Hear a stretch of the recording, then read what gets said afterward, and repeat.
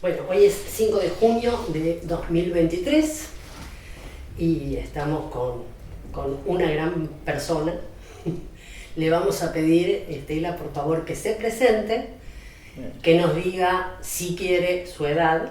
Sí, no tengo y ningún que problema. nos autorice a utilizar esta entrevista para fines culturales y de investigación y de archivo. Sí. Bueno, yo soy Stelia Caglioni. Leguizamón en realidad sí me firmaba, pero es muy largo para los periódicos y para todos, así que bueno. Soy periodista, escritora y investigadora, sobre todo lo que más me gusta es la investigación periodística y la crónica también periodística, que es muy linda porque eso abarca mucho más. Eso es todo. Amo la vida, amo a la humanidad. Eso me parece que es de las cosas más importantes que uno puede decir, ¿no? Y que valoro todos los principios esenciales que tienen que ver con el reencuentro de la humanidad y no con los enfrentamientos tristísimos de los que hacen los vendedores de armas poderosas. Entonces, contra todo eso estoy. Por eso digo que amo a la humanidad. Claro. Y el odio no está en mi persona para nada. Bien. Nació en Entre Ríos, ¿no? Soy entrerrianísima, diría yo, porque me acuerdo de cada pájaro que oí cantar en los buenos tiempos, de los ríos, de la luminosidad que hay en ese litoral maravilloso. Sí, amo todas las ciudades, especialmente también me parecen que son más alegres las que están sobre la costa de Uruguay que las que están sobre el río Paraná. Son más adustos, así. Yo soy de esa parte de los adustos. Por supuesto, yo no he salido tanto así, pero sí, amo a mi Entre Ríos y me encuentro muy cómoda en muchos países de América Latina y de Centroamérica. En muchos me parece que hay mucho más reencuentro porque esta es una capital muy grande, y no hay solo México, puede decir Río de Janeiro, pero esta capital tiene una vida un poco distinta a la de otros países, pero yo me sigo quedando con aquellas tierras donde nací y sigo amando a todos los lugares donde estuve porque hay una relación directa en el periodismo tan cercana a los pueblos y tan receptor, el periodista es un receptor de la magia que te transmite la gente, porque si vos vas a Colombia, si uno va a Colombia, por ejemplo, uno entiende que García Márquez podría haberse sentado en un cafecito por ahí, en una parte, y hacer sus historias, porque todo el mundo te cuenta, te hace, haces una pregunta como periodista y te responden tan poéticamente que tenés que adivinar ahí cuáles cosas vas a poder poner en tu periódico y cuáles las cosas que vas a arrastrar para el otro mundo, ¿no? Para el otro mundo de la magia. Bueno, así que sí, pero entrerrianísima, para decírtelo. ¿Y por qué se vino a Buenos Aires? Yo me vine a Buenos Aires porque iba a estudiar. Primero me vine a Paraná, Rosario, para estudiar medicina. Ya me había dado cuenta que por no quedarme en Paraná, mis tías me decían, pero no, vos tenés que estudiar literatura. Mis buenas tías, en donde yo leí un montón de libros de historia, porque eran un poquito de casas medios conventos, así cuando vos tenías una familia grande, se hacía como una casa convento. Entonces yo dije no, pero me vine a Rosario, en ese momento vino esta revolución libertadora en 1955, entonces yo en 56 me vine a Buenos Aires a estar con 56, 57 con una tía mía que vivía acá, siempre las tías de mi vida.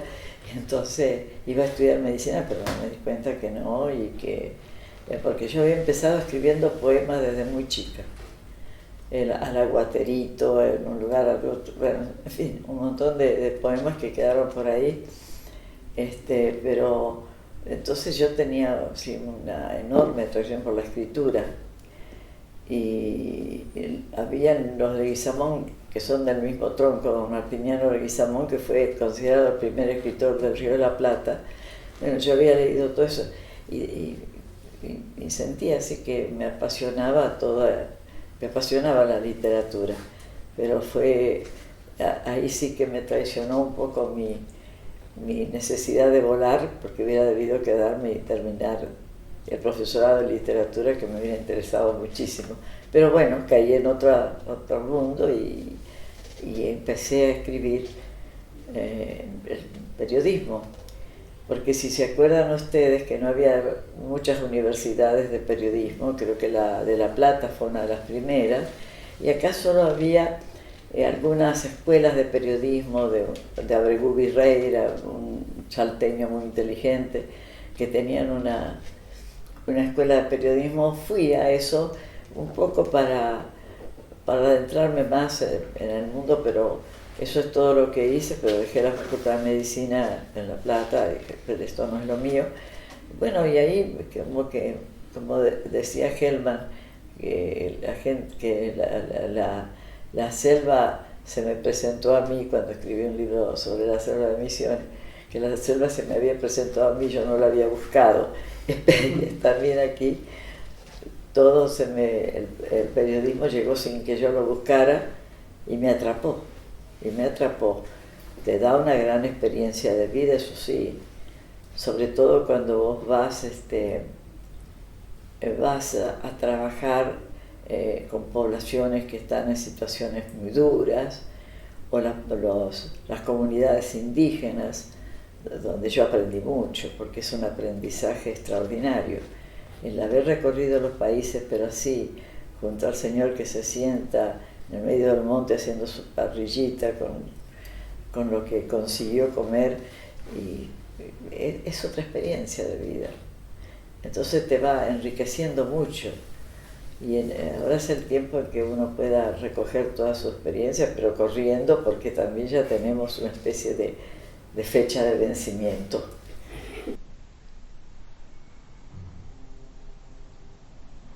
Mira, yo empecé escribiendo para muchas de las revistas que salían en su tiempo de protestas. Incluso empecé haciendo un día sin querer, porque me fui a ver mi mamá fue maestra rural en el mismo pueblo que habían fundado mis abuelos. Y te digo que fue una experiencia extraordinaria, porque yo vine y fui a visitar ahí donde estaba la escuela. Mi mamá ya después se fue, por supuesto, pero yo fui y veía a toda la gente del pueblito. Entonces todo el mundo tenía un hijo en Buenos Aires, o alguien se había venido, porque ese es el destino de alguien, de un joven ahí. Entonces, para encontrarlos, tuve que hacer una gran experiencia, porque vivían en la isla Maciel, la mayoría trabajaban en los frigoríficos, en todas esas cosas, donde aquel sur era una cantidad de fábricas, humos de fábrica, otro paisaje totalmente distinto, ¿no?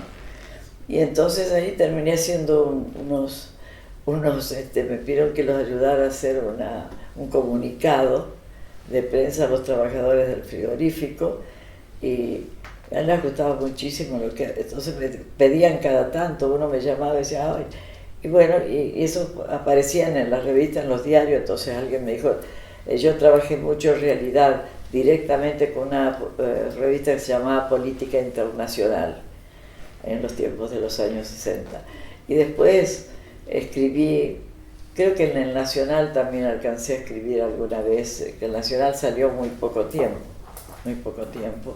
pero yo escribí ahí, pero no me gustaba mucho escribir en los medios del sistema, diríamos. Entonces yo escribí, por ejemplo, en Política Internacional, tenía una cantidad de de notas, donde me ocupaba de Puerto Rico, del África. Yo tuve siempre una gran debilidad y pasión por conocer África. Te voy a decir incluso que cuando era chica y estaba con mi abuelita y mis tías, me preguntaban algunas amigas, ay, bueno, esta niña, ¿qué querrá hacer? Yo decía, voy a ser monja misionera. Y era capaz de irme de monja misionera con tal de que me mandaran al África, te lo aseguro, porque si vos me decís por qué, es una historia de magia, porque mi papá tenía un amigo que le llamaban Pablo el Posero, italiano como él, que eran esos hombres que encuentran el agua, ¿no? Donde se podía poner una bomba de agua en el campo, entonces, pero recorría todo, se ve que era como un anarquista o algo así, y a mí me encantaba escuchar a ese señor cuando venía, porque venía de Bolivia, venía desde el sur, había estado en el sur, un viajero constante, y le decían así Pablo el Posero. Entonces, en el encantamiento de este señor también me transmitió a su vez la magia del periodismo, ¿viste? Porque yo iba preparada para ver otros mundos, ¿no? Otros mundos a partir de esa mirada.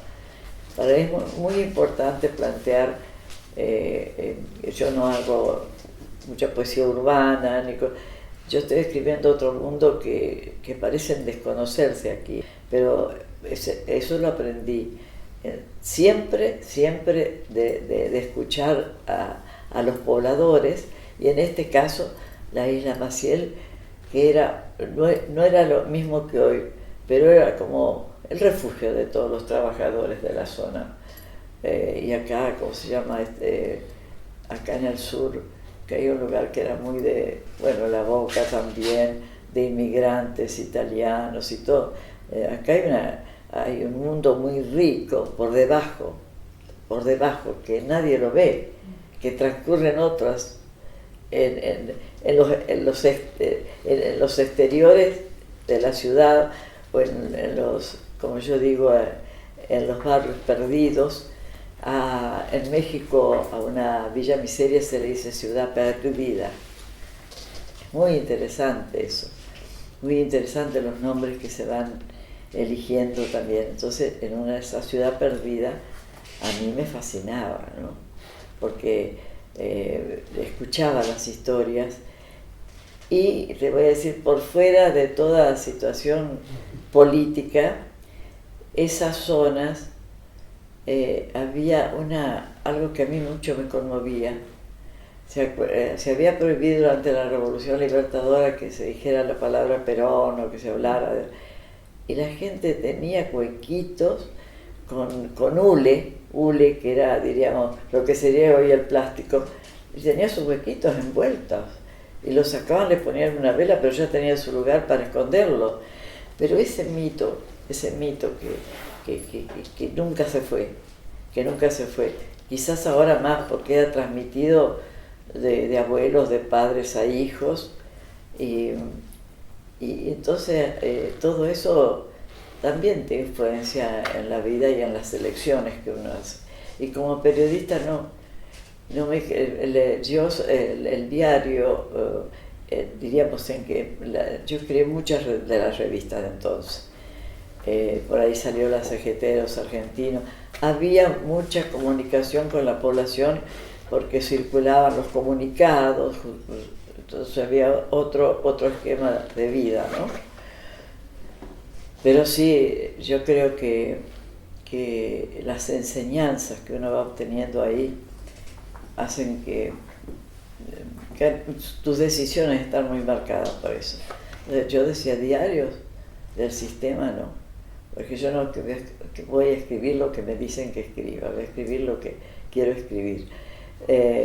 La salida me la dio México en su momento, porque yo llegué y trabajé desde el 76 en un periódico que se armó ahí, que el primer periódico que salía y desafiando a todos los medios mexicanos, que se llamó el 1+1, así se llamó ese periódico, que cubrió toda la guerra en Nicaragua, que cubrió muchísimo.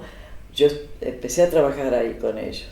Entonces sí, porque a mí me mandaban como corresponsal a toda Centroamérica, y fue así muy importante para mí México a mí me abrió las puertas extraordinariamente. Yo trabajé ahí mucho tiempo. Hasta hoy escribo para el periódico que reemplazó a Uno más Uno, que además era el tabloide, viste que los periódicos mexicanos eran muy grandes, como La Nación era en su momento, todo. Entonces esto salió y fue incluso El País, cuando iban a sacar El País, el primer director del País estuvo mucho en México viendo cómo era el Uno más Uno. Claro, todas estas cosas son difíciles de explicar porque nosotros todavía entre países tenemos una incomunicación muy grande, que para mí esas son las principales fronteras que hay. No es la que tiene aduanas ni nada, es la otra, la frontera de transmisión de viejas tradiciones, de valores. Bueno, entonces para mí fue una oportunidad y a mí nunca me dijeron no escriba eso, Estela, nunca, en ninguno de los dos periódicos, ni en el periódico El Día, que era un periódico grande, más con mucha experiencia. Bueno, y también en México tenías otra situación que era muy importante. ¿Por qué? Porque ahí llegaban muchos exiliados de todas partes del mundo. Entonces había figuras entrañables entre intelectuales, entre gente que llegaba a trabajar, pero sobre todo mucha gente ligada con el periodismo, con las artes. Entonces ahí crecías al borde de otro mundo también. Cuando vos vas recogiendo todas tus experiencias, te van enriqueciendo muchísimo. Y es imposible, a veces yo misma me asusto cuando veo las cosas que se me ocurrieron hacer, lo de la Isla Maciel, por ejemplo, acá, o lo de presentarme cuando la epidemia de polio, que se dio en el 56 precisamente, esa epidemia de polio por medio de la cual yo fui al hospital de niños a ayudar como estudiante, ya estaba dejando, pero que todavía iba a ver algunas clases, y bueno, todo, es decir, todo lo que, donde yo pude meterme, yo digo, pero ¿cómo hice esto? Ahora, y voy acordándome y recordando, y a veces hay periodos de la historia que se te pierden, y de repente por alguna razón las recuperas. Mira, la experiencia fue que me golpeó fuertemente cuando en los años 70 conocí a Monseñor Oscar Arnulfo Romero, porque me impactó porque estábamos nosotros cubriendo desde mucho tiempo atrás toda esa región, estábamos cubriendo con el diario.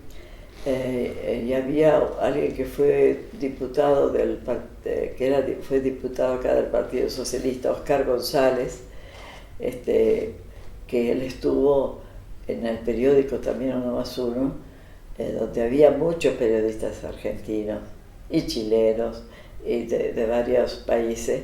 Entonces yo creo que me impactó mucho porque yo fui a entrevistar en los años, sí creo que era 79, que ya había habido el triunfo del sandinismo, el que nosotros cubrimos toda la parte de la insurrección que hubo armada y del pueblo, que el pueblo también fue un impacto ver ganar una guerra civil, diríamos, ver a la gente por primera vez, que era la gente pobrísima. Quizás debo también llegar, porque estas cosas se unen con otras, debo llegar a que en los años 70, cuando subió Allende, yo estuve en Chile, me impactó mucho esa manifestación que por primera vez se producía de la gente que vivía, como dirían en Brasil, en los morros, de la gente que vivía en las ciudades perdidas.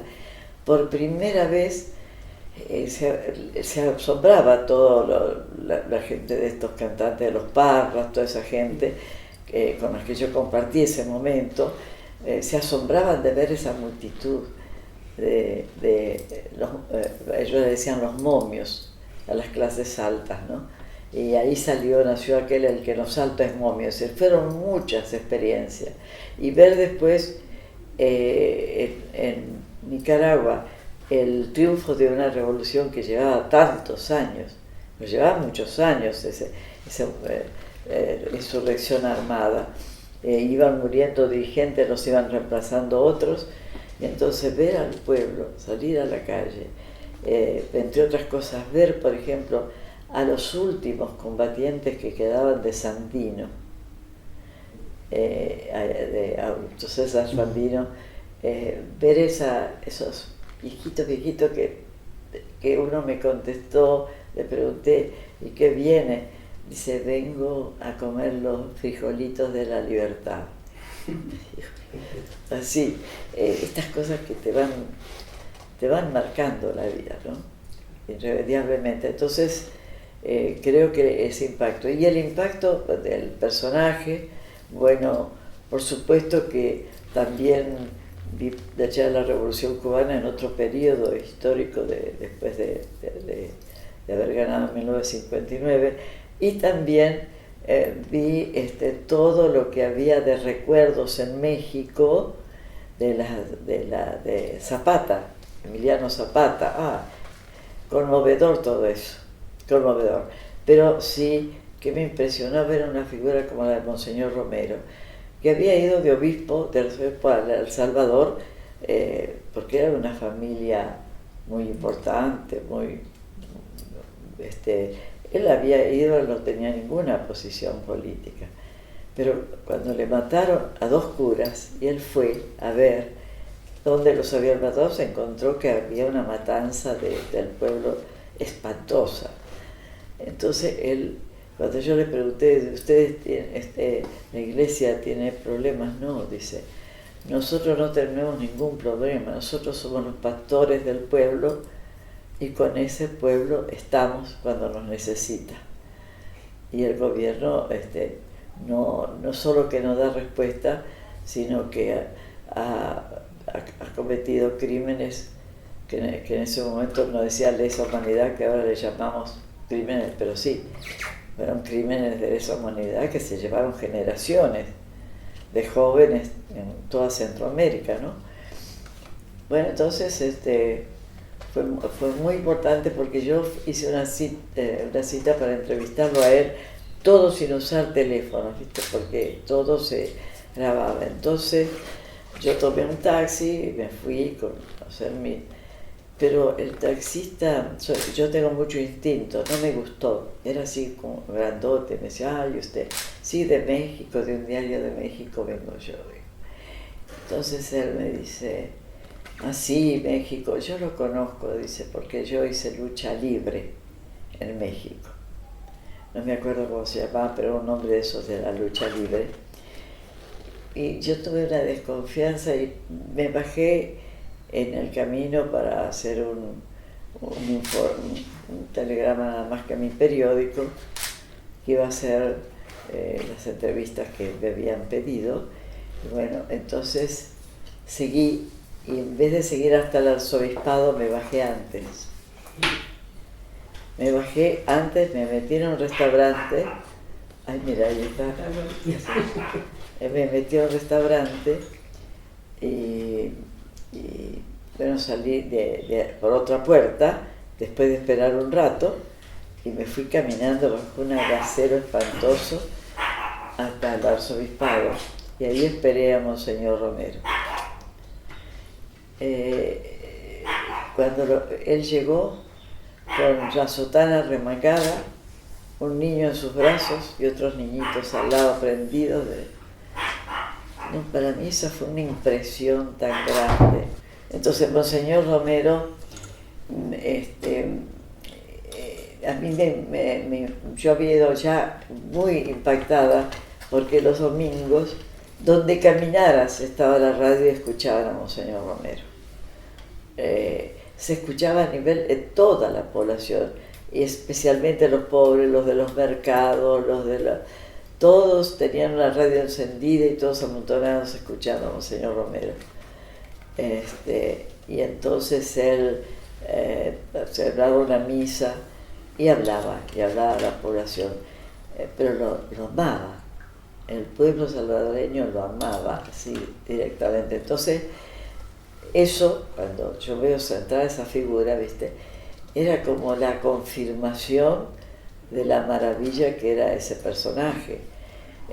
Venir en medio, ya tarde, porque se estaba haciendo tarde en la noche y yo estaba esperándolo, llegó mojado con los niños, preocupado porque los niños pasaran al hospital del arzobispado, y que él recogió muchos niños que quedaban sin padres. Bueno, y después nos pusimos a hablar. Pero fue una conversación hermosa, muy, muy, muy linda, y ver un personaje tan sincero, tan honesto, tan metido de cabeza. Dice, nosotros somos los pastores de Dios, dice, nosotros estamos donde los pueblos nos necesitan, sino qué clase de pastores somos. Muy religioso, muy religioso. Y el pobre había ido a ver un papa, que no me acuerdo quién era en ese momento, pero fue a ver a un papa llevando un montón de fotos de los crímenes que se cometían para mostrarle la situación. Y el papa no lo atendió. De ese momento no lo atendió. Pero él igual se quedó, cuando se arrodilló, venía a dar la comunión a toda la gente, el Papa, él se quedó ahí y le dijo, yo le dejo esto, si lo quieren ver, lo ven, si no, no lo vean, pero sería bueno que el Vaticano lo viera. Se volvió.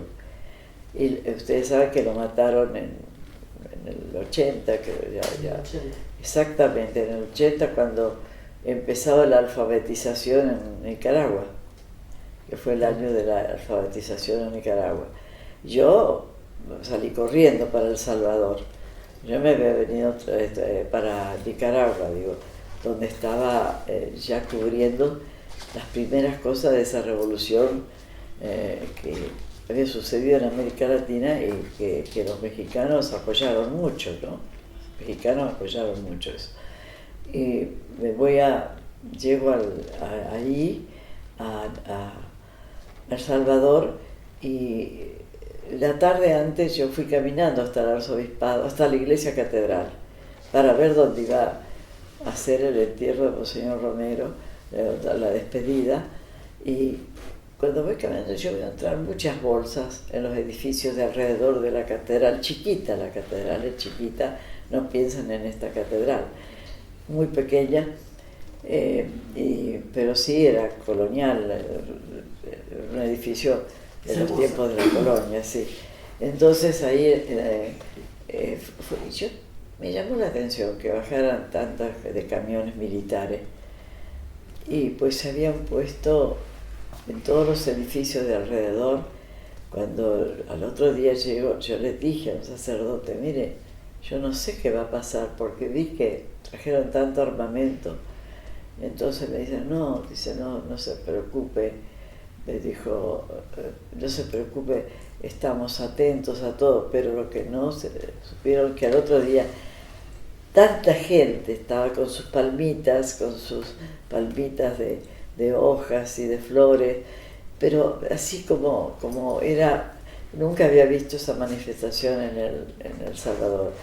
Yo estaba con periodistas y los obispos, todos estábamos arriba, tenía unas escaleritas la catedral, y ahí, antes de la entrada de la iglesia, pusieron el cajón de Monseñor Romero, y estaban los obispos de todo el país, por lo menos de Centroamérica, todos, pero bueno. Entonces estábamos todos ahí cuando empiezan a disparar desde los ministerios arriba. Y la gente pobrecita, sin refugio en medio de la plaza. Entonces todo el mundo quería llegar a la catedral, nosotros sacando, entre toda la gente, sacando el cajón, metiéndolo dentro de la iglesia, nosotros también, pero ahí empezó a morir mucha gente aplastada por la reja, porque no podían llegar hasta la puerta, y bueno, Fue terrible aquello, que sale en la película El Salvador. Si ustedes han visto la película, sale algo de eso. Pero fue un día, y para mí, que había conocido a Monseñor Romero y que había querido, no sé qué transmitía la figura de él, ¿viste? Pero era una figura así que te transmitía lo que él era como ser humano, y te ibas muy emocionado después de hablar con él, muy conmocionado, diría yo, más que emocionado. Entonces ahí estuvimos y después disparaban contra la catedral. Entonces estaba el canciller de Nicaragua, el padre Miguel Escoto, que estábamos tan encimados que parecíamos sardinas, no podíamos movernos ni desplazarnos. Y la escalerita era una escalerita muy vieja que estaba rota. De hecho, un periodista quiso subir arriba para ver cómo íbamos tratando de sacar gente de los bordes para que pudiéramos movernos. Entonces decía, pudo el padre Escoto de repente pedir, hagan los jóvenes que están ahí, hagan el esfuerzo de subir por un pedacito de la escalera para poder tener lugar para movernos. Alguien de nosotros, y él se fue al arzobispado, se fue abriéndose, mirá, porque había gente que se asfixiaba, gente muy bajita que se iba a asfixiar ahí. De hecho salieron como 2 asfixiados. Entonces él se fue hasta el arzobispado y pudo hablar con el presidente, Napoleón Duarte. Entonces con el presidente pudo hablar y le dijo, mira, Napoleón, si siguen disparando contra la catedral y viene un morterazo o algo aquí, vas a matar a todos los obispos que están aquí, va a pasar algo espantoso. Ya de hecho es esto espantoso. Bueno, entonces ahí mandó parar, ordenó que se parara todo ataque, y abrieron las puertas, hicieron una fila de soldados con las ametralladoras. A las monjas les hacían levantarse el hábito, que les quedaban las enaguas debajo del hábito, todo eso.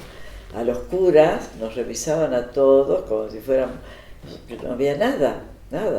Pero ahí es donde otra figura que fue conmocionante para mí, ver una montaña de zapatos, zapatillas, de niños y de todo, mujeres que habían perdido a sus niños entonces decías, pero ¿cómo puede ser esto?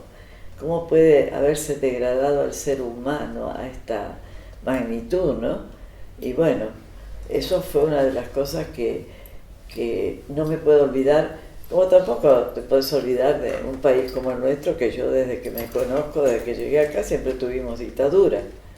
Siempre, una dictadura tras otra. Subía un presidente cuando duró Frondizi, cuando duró Ilia. Bueno, eso es así como asomarte un poquito la cabeza y vuelta para atrás. Eso sucedió hasta el 73. Así que también aquí vivimos. A mí también lo que me dolió mucho es la desaparición, la venganza contra los pobres en Argentina, la venganza contra esos trabajadores del frigorífico, las persecuciones, el fusilamiento de los militares, que no fueron pocos, cuando el levantamiento del general Valle, porque 27 militares y no se cuenta, cada distinta graduación. Entonces, ya vas preparado, pero no al nivel de ver una guerra civil interna. Bueno, y como decía, le pedía a Estados Unidos, él le escribió a Estados Unidos pidiéndole que cesara, que la violencia había que negociar todo, porque son muchos años. Imagínate Guatemala, tantos años de dictaduras militares. Fue muy, muy fuerte lo de las dictaduras militares, muy fuerte en Guatemala. Junto con Colombia son los 2 países en la historia que tienen tantos desaparecidos. 90.000 para una población de 7 millones de habitantes. Sí. Guatemala sí ha sido un terreno ominoso, diría yo, tristísimo de una guerra sin piedad contra insurgentes, de acabar con aldeas enteras. Ustedes vieron que los equipos argentinos de antropología forense en Guatemala encontraban una aldea entera enterrada. Entonces, Fue mira, fue una violencia que porque es otro tipo de guerra. Vos podés contar todo lo que pasó, por supuesto, donde el nazismo y la Primera y la Segunda Guerra Mundial, pero eran enfrentamientos entre soldados armados, bueno, por supuesto que no la gente que se llevaron, persiguieron, bueno, judíos, gitanos, los discapacitados, terrible, ¿no? Pero esto de estar parados junto de este lado, que ha llevado a la muerte de muchos periodistas. Hay varios periodistas muertos y 2 estadounidenses. La muerte de un periodista estadounidense muy conocido hizo que al fin se terminara Somoza, porque cuando ven la imagen de que le pide pasar, le muestra su tarjeta de prensa, lo tiran al suelo y ves el rebote de la bala que levantó el cuerpo, Estados Unidos reaccionó como reaccionó con Vietnam. Una población universitaria y la población más crítica que pudo haber. Ahí se acabó. No podían sustentar que estaban ayudando a Somoza de ninguna manera, y bueno, ahí se terminó. Ahí fue por fin dejaron de mandar armas y todo, porque no hubieran podido con toda la población, como sucedió exactamente en Vietnam, pero esto es un tema más pequeño, ¿no? Diríamos. Entonces es muy distinto esas coberturas de guerra, y para estos corresponsales que éramos nosotros no nos cabía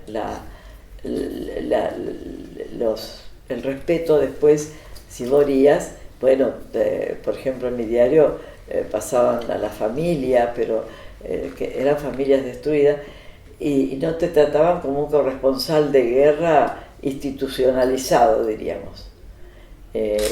Ahí no había cabida para eso. Me encanta cómo va relacionando todo. Claro, porque todo se relaciona.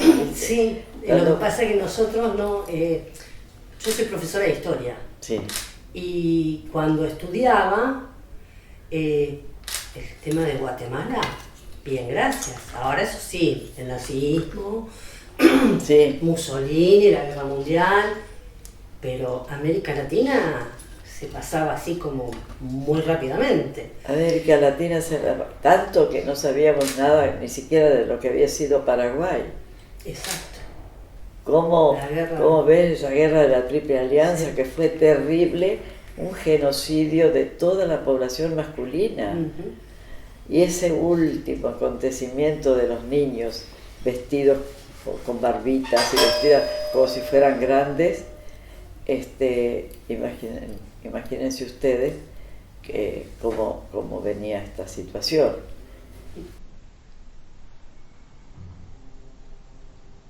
Bueno, hace muchísimos años, porque esto andaba ya dando vueltas en el mundo, es decir, en Inglaterra se habían hecho los primeros hallazgos, inclusive Rodolfo Walsh, cuando escribe a la dictadura la carta, le dice: hay operaciones internacionales. Hay operaciones internacionales, y claro, las había. Entonces estaba referido a eso, él ya estaba recibiendo información. Entonces, desde allá mismo, que claro, yo venía juntando cosas que se habían dicho allá, pero es claro, cuando se descubren los archivos del Paraguay, en diciembre de 1992, yo vengo de México a ver esos archivos, me voy a México, vuelvo en el 93 a Paraguay, donde ya estaban más organizados, igual, y estaba Martín Almada, que era el que había, junto con la familia del doctor Goiburú, Agustín Goiburú, que fue tomado preso en Paraná, trasladado a Misiones, y en Misiones entregado al Paraguay, y por supuesto no se supo nunca más de él, ¿no?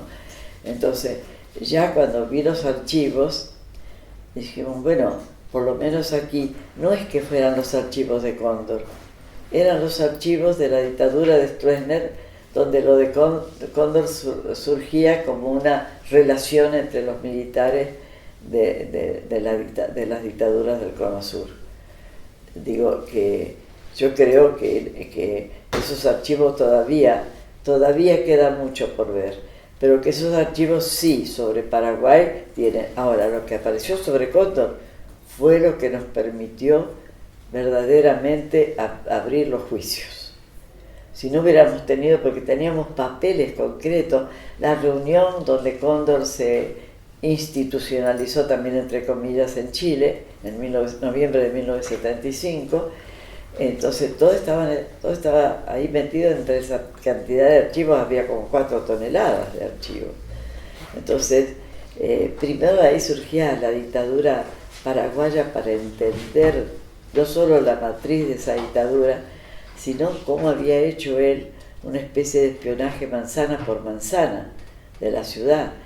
Existían informes hasta de los micros que llevaban gente, que llegaban a Paraguay, ya mandaban las listas de los que venían.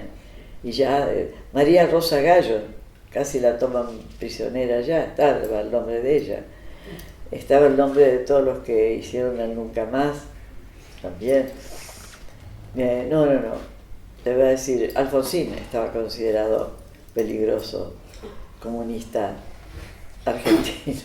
Pero, se asociaba el radicalismo en ese momento con la socialdemocracia europea. Claro, exactamente. Entonces, bueno, todo fue una así muy, muy especial. Entonces yo ahí sí pude empezar a escribir lo que yo ya había ido juntando, como por ejemplo el mismo asesinato, también después te digo de Romero, ¿no? Porque ese asesinato estaban el mayor Dawison, que era terrible, era un hombre muy... y tenían escuadrones de la muerte, tanto en El Salvador como en Guatemala. Pero esto de los escuadrones de la muerte venía ya desde mucho tiempo atrás, porque no solo es que después Francia, porque hay muchos mitos también, no, ya cuando mataron a toda esa dirección de 32.000 salvadoreños, que ya estaban los escuadrones de la muerte en El Salvador, esos escuadrones de la muerte más bien eran formados por los terratenientes de alto nivel que tenían personajes así atípicos, contratados para hacer ese papel. Entonces fue la verdad siniestro. Entonces fue fácil exportar cualquier teoría de violencia, cualquier esquema de violencia, el esquema contrainsurgente, todas estas cosas, exportable cuando ya tenía formado hasta los mismos que iban a ser los, diríamos para decirte, los paramilitares, como sucedió en Colombia y en Guatemala sobre todo. En el 76 me fui, porque yo tenía una reunión en México. Ajá. ¿En qué mes te acordás? No me acuerdo, pero yo sé...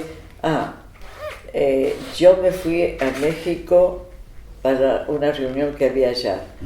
Todavía pude salir, tenía es decir, no me ligaban a mí a organizaciones armadas ni nada, pero yo después tuve que irme porque en mi casa sí paró mucha gente. Yo vivía muy cercano de Luis, en Maure, entre Migueletes y Libertador, creo que vivía, sí.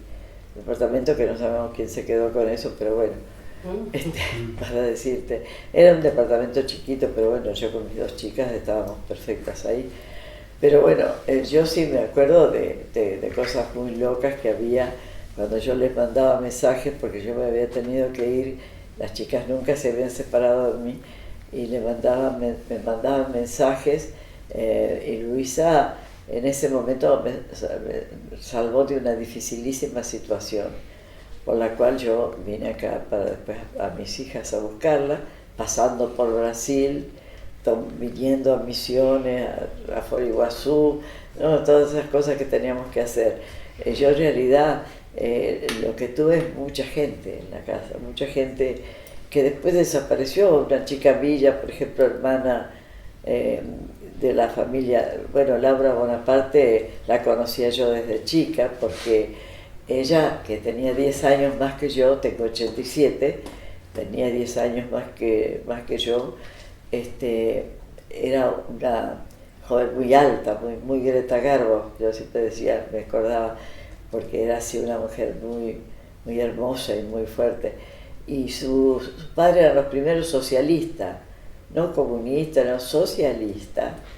En Paraná, el papá de Laura era juez, fue juez en Paraná, y entonces ellos vivían a una cuadra de mis tías. Y de ahí yo la conocí a Luisa y a Laura Bonaparte, y desde allí, de ese encuentro, después yo la encuentro acá, justo en la casa de amigas a donde me habían dado a mí una relación de amigas que eran médicas del hospital de niños, eso. Bueno, entonces, cuando la encontré a Laura, ella estaba con los hijos chicos, ¿no? Eso decíamos el otro día, presenté un libro de Luis, su hijo, el único sobreviviente que hay. Pero a su vez, un hermano de Luis estaba casado, Luis estaba casado con Ana Villa, Ana Villa. Y la hermana de Ana Villa, Patricia Villa, que venía mucho a mi casa, también fue desaparecida. Entonces, no solo en la familia de Luis, sino en el otro lado también. Entonces, viste, es increíble porque fulano era pariente de Mengano. Bueno, esas fueron las cosas. Pero yo de lo de Cortázar y Vargas Llosa, porque Vargas Llosa empezó a darse vuelta para otras posiciones, viste, evidentemente, fue evidente, un vueltazo, un cambio, que fue para todos muy duro, ¿no?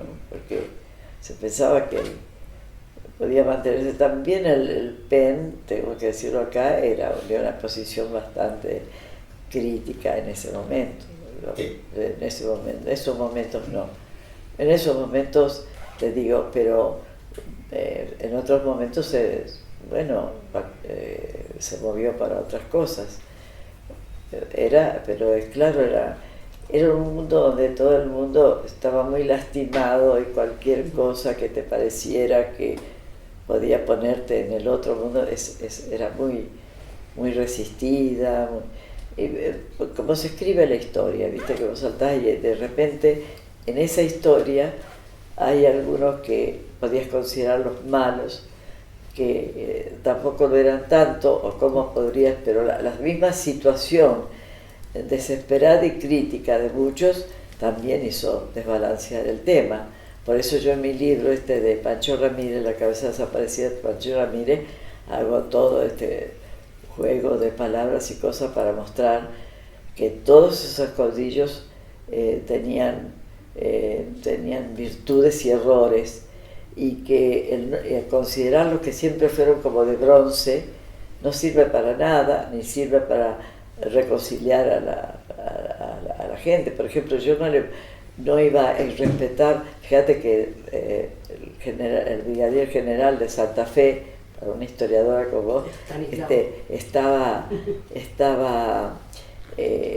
había firmado la carta, el Tratado de Pilar, que eso llevó al desencuentro con Ramírez, pero también lo había firmado Ramírez y Estanislao. Con Estanislao no pasó, pero Estanislao después se apartó de Ramírez porque él quería formar a la República de los Entre Ríos, y ahí empezó esa guerra entre todos los que habían sido luchadores, porque estos dos, Ramírez y López, fueron la retaguardia, digo, los lugartenientes más importantes que tuvo Artigas en su historia. Y entonces, como no podías, porque todo el mundo es artiguista o ramirista, y no sé, es artiguista o ramirista. Artigas tenía cosas maravillosas, pero era un hombre de más de 50 años, estos eran jóvenes de 30 años, cada uno surgido de distintas condiciones sociales, bueno.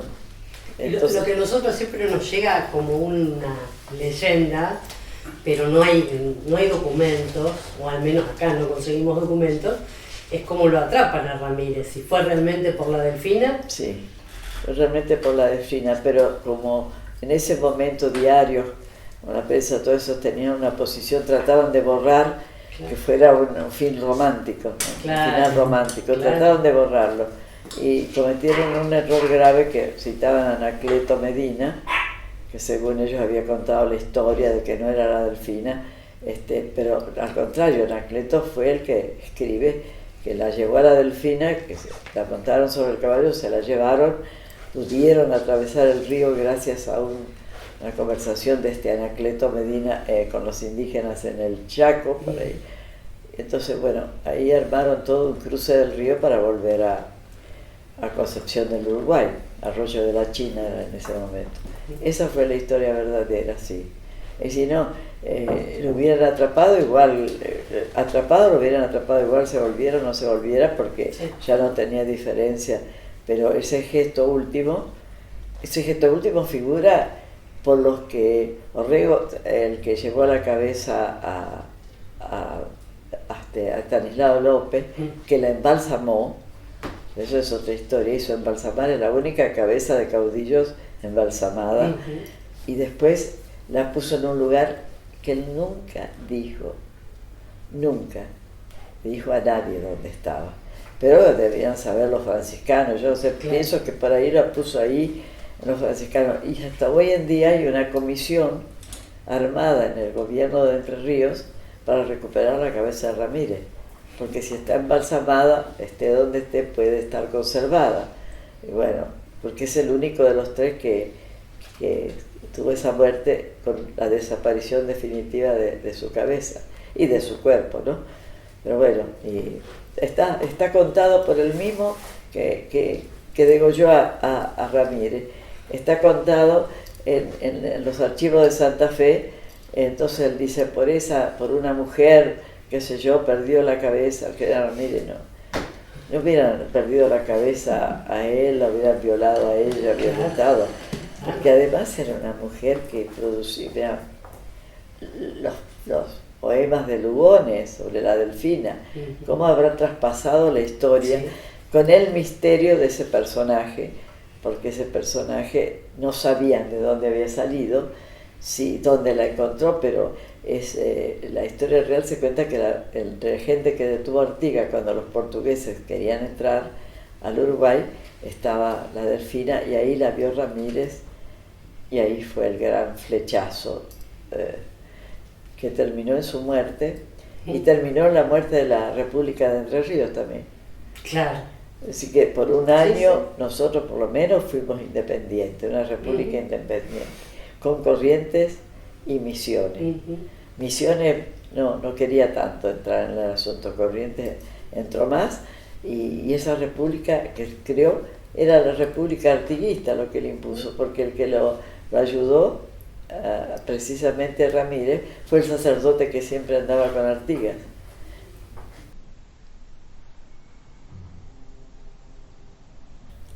Bueno, eso es muy difícil. Mi vida familiar, bueno, yo me fui con las chicas, mis hijas, tengo 2 hijas. La vida familiar, somos una familia por parte de mi mamá muy unida, porque, bueno, mi papá tenía su familia en Italia, así que yo pude ir a conocer en un viaje que hice para presentar el Cóndor en Italia y en Alemania. Entonces fui al pueblito donde nació mi papá, que es por Milán. Es de Milán, pertenece a Milán, pero queda de la ciudad como a 20 minutos, así. Pueblitos antiguos, qué sé yo, que han quedado. Y bueno, y fui también porque se había hecho un acto, porque mi papá vino de Italia con un hermano que tenía 2 hijos, no quiso quedarse, se volvió el hermano con los 2 hijos. Y su hijo fue asesinado por los nazis como partisano, era un partisano italiano. Bueno, la hija pobre fue violada por los nazis. Y bueno, pasó de todo. Entonces, eso los encontré recién en el 2012. Mi papá siempre extrañó Italia, evidentemente. Pero bueno, así, con la familia de mi mamá sí, somos 6 hermanos, éramos 6 hermanos, pero curiosamente yo que en el medio, mira, los 3 primeros, uno más grande y otros me llevan 6 años. Y 6 años después, yo 5 años después, nacieron mis 2 hermanas más chicas. Entonces yo quedé como un tiempo como hija única. Yo no sé si por eso salí tan malcriada que me dio para hacer todas locuras, porque todos son muy sensatos, están en sus casas. Mi hermano era profesor de matemáticas, es decir, viven en Paraná, yo siempre los veo. Somos una familia bastante unida en ese sentido. Ahora con las chicas tuvimos que tragar muchas cosas porque yo me había separado, hubo episodios en los cuales me ayudó mucho Luisa Valenzuela, que éramos 2 mundos totalmente distintos, ahora cada vez estamos más cerca. En la cosa política y todo, pero incluso conocí mucho a la madre de Luisa Mercedes Levinson, que era una maravilla de persona también. Y entonces, bueno, tuve unas amigas espléndidas, tengo muchos amigos. Yo decía, amigos son unos pocos, ¿no? Yo tengo la suerte de tener amigos acá. Donde voy tengo casa donde parar. Por ejemplo, que eso es raro. Entonces, sí, con mucha gente, pero con las chicas era difícil, porque, por ejemplo, cuando yo me fui por lo de Monseñor Romero, las chicas estaban conmigo en Nicaragua y participaron de la alfabetización. La más chica y la más grande, que era muy alta, que daba clases en lo que eran los sandinistas, los combatientes sandinistas, también ella estuvo alfabetizando ahí. Casi los hijos de todos los que llegaban o pasaban por ahí como exiliados, casi todos los jóvenes que en ese momento estaban participaron alfabetizaron, que fue también un aprendizaje muy importante para ellos. Claro, es muy difícil cuando vos estás en la situación en que estábamos nosotros, pero con esta posibilidad de tener tantos amigos muy queridos, yo me iba a situaciones muy, muy peligrosas. Por ejemplo, yo me angustié mucho con esto que pasó ahí en El Salvador. Digo, si yo no salgo más de acá, pero las chicas tenían ya familias que las cuidaban, que estaban atentas con ellas y que ya teníamos todo organizado, como que acá estaba su abuelita paterna, que yo la quería mucho, que fuimos amigas hasta su muerte siempre. Y bueno, te voy a decir que es muy duro porque vos te vas, yo me di cuenta que yo tenía miedo de volar en los aviones porque siempre tenía miedo de que me pasara algo y que mis chicas quedaran solas, parece mentira, pero le tenía más miedo al avión que a las balas, mirá, porque yo me había acostumbrado ya tanto, así que iba a cubrir estas guerras porque ya te das cuenta, sentía como unos silbidos, las balaceras, nos hemos salvado, siempre hemos andado al borde, la mismo, pero mis chicas estaban aseguradas en esta calidad de que teníamos amigos muy queridos que eran de México y todo, que las conocían mucho y las querían, y las chicas también los querían mucho a ellos. ¿Y qué edad tenían las chicas en ese momento en Nicaragua? Cuando fuimos tenían 9, 10 y 12 años, bueno, 14 y 10 años y medio, diríamos, la más chica. La más chica se fue a Matagalpa a alfabetizar, que también ahí vos veías las diferencias con Centroamérica. Así que ellas estudiaron en México, bueno, una parte acá por supuesto, después en México, en Nicaragua, y terminaron su secundaria en Panamá. Pero eso, claro, son muchos cambios, porque estábamos en Nicaragua, después pasé a ser corresponsal desde Panamá, y me correspondía a Colombia, que era también un país muy difícil para ir. Es decir, esto fue muy difícil. Yo creo que después, cuando nosotros volvimos, casi todas las hijas de los que hemos estado afuera, muchas no tuvieron hijos. Fíjate cómo esta vida de sobrevivencia, Entonces decimos, no, pero no tenemos nietos. Y yo, para mí fue una reacción ante este mundo que ellas lo hubieran elegido. Tengo muy buena relación con ellas y muy lindo y todo, pero yo siempre me siento, tengo un punto de culpabilidad, ¿viste? Sí, pero también la educación que le habíamos dado hacía posible que estaban con tantos otros chicos y estaban siendo partes de otra familia, que si uno tenía que viajar, el otro cuidaba a sus chicos, y teníamos familias nicaragüenses y familias argentinas. En Panamá es uno de los lugares donde las chicas más quieren, ¿no? Sí. Pero bueno, no es fácil.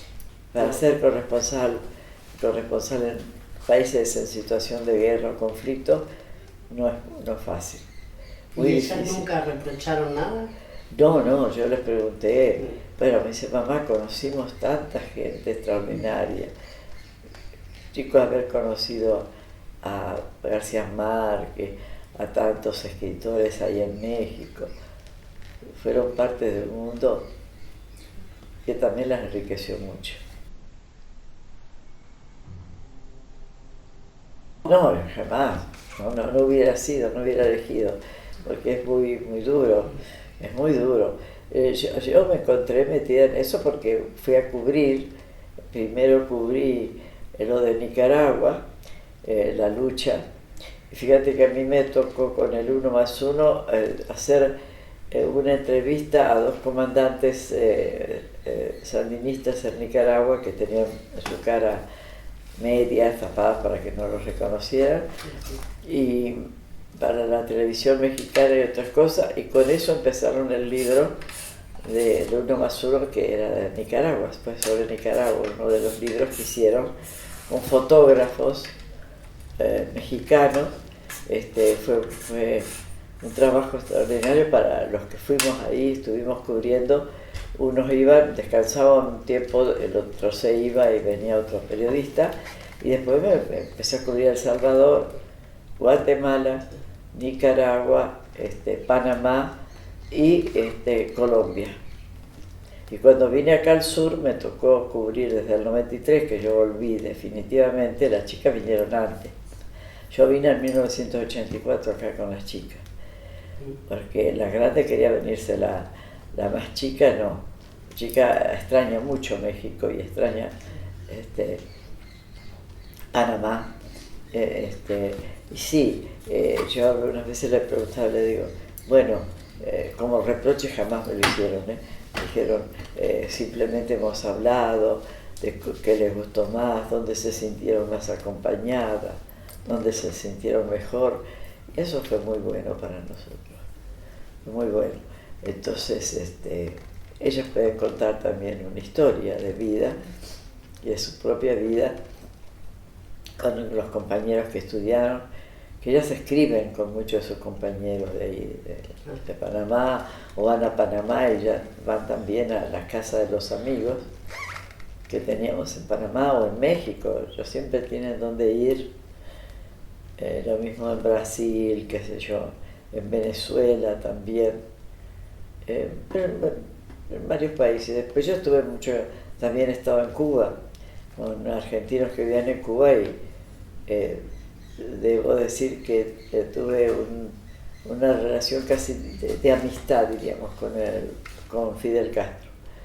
¿Sí? Porque yo lo entrevisté varias veces, pero quedamos, se creó una liaison de amistad, y siempre me dicen que era la amiga de Fidel Castro, pero a él le gustaba porque yo era muy, muy directa en las cosas, muy sinceras, y me decía que una sinceridad extraordinaria era el Che, que el Che venía de un lugar, él sabía que le iba a decir la verdad, ¿viste? Porque en general la gente va y dice, no, pero mire, comandante, yo hice más cosas aquí, y bueno, él le decía lo justo, lo que había y lo que tenía que ver. Entonces, bueno, esto fue así.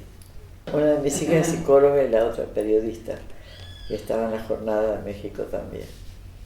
sea, una tomó la misma profesión y la otra psicóloga. Sí. Sí, pero no nos puede psicoanalizar a nosotros. No, pero esta que es periodista también tenía fotografías, tuvo una cantidad de fotografías que hizo en Alemania, donde estuvo un tiempo, pero ella como pata suelta, quiere como yo, siempre que está soñando con irse. Yo no sé por qué se ha quedado acá, porque yo creo que debería irse a vivir a México. Ella es muy feliz, es muy difícil.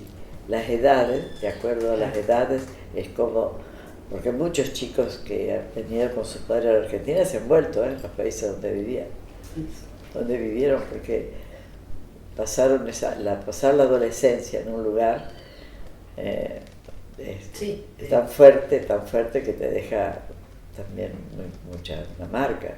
Pero ella ahora tiene esa posibilidad de que se escriben cartas y hemos estado juntas en Panamá. Por ejemplo, estuvimos juntas en Panamá cuando en 1990, casi en el 1999, porque después ya entrábamos en el siglo XXI y se entregó el canal de Panamá. Claro. Se fueron las tropas ahí de Estados Unidos y el canal quedó así para la población. Ahora han puesto muchas bases en Panamá, pero en ese momento se fueron. Y entonces para los panameños entrar con sus banderas y todas sus cosas fue una cosa maravillosa también. Un día de grandes festejos. Porque, por ejemplo, en el 64 habían querido poner una bandera ahí y no, los mataron a 35 muchachos por eso la avenida que está a la entrada del canal le pusieron Avenida de los Mártires, porque eran todos estudiantes. Y entonces, bueno, eso va quedando, la historia va quedando. Es imposible, y es imposible olvidarte de los que te acompañaron en un momento dado, que nos dieron amor también, porque nos trataban amorosamente.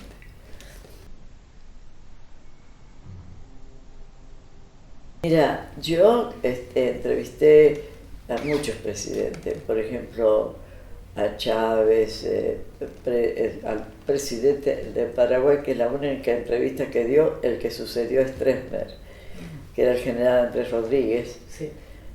Que nosotros sabíamos que era consuegro con Stroessner, pero hicieron esa especie de golpe que